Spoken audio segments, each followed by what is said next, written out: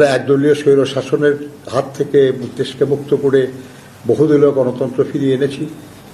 আমরা রাষ্ট্রপতি শাসিত ব্যবস্থা থেকে দেশকে মন্ত্রী পরিষদ শাসিত সরকারে পরিণত করেছি। আমরা ১/১১ সরকারকে জরুরি অবস্থা প্রত্যাহারে বাধ্য করেছি। এবারও প্রায় ১৭-১৮ বছর ধরে আমরা অবিরাম লড়াই করেছি। আমাদের বহু সাথী গুম হয়েছেন, খুন হয়েছেন, নিপীড়িত হয়েছেন, মিথ্যা মামলায় নির্যাতিত হয়েছেন।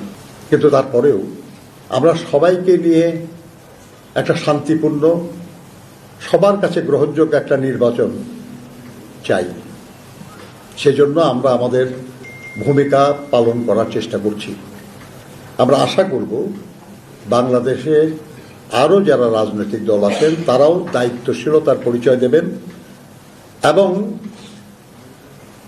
সুষ্ঠু নির্বাচনের পথে কোনো বাধার কারণ হবেন না।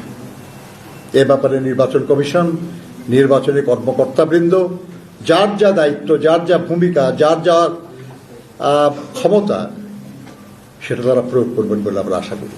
আপনাদের মাধ্যমে আমরা জনগণকে আশ্বস্ত করতে চাই যে দেশের মানুষ যারা বহু বছর ভোট দিতে পারে নাই, তার মৌলিক অধিকার প্রয়োগ করতে পারে নাই, তারা যাতে নিশ্চিন্তে নির্বিঘ্নে শান্তি এবং শৃঙ্খলার মধ্যে তাদের ভোটাধিকার প্রয়োগ করতে পারে, সেজন্য আমরা কাজ করছি।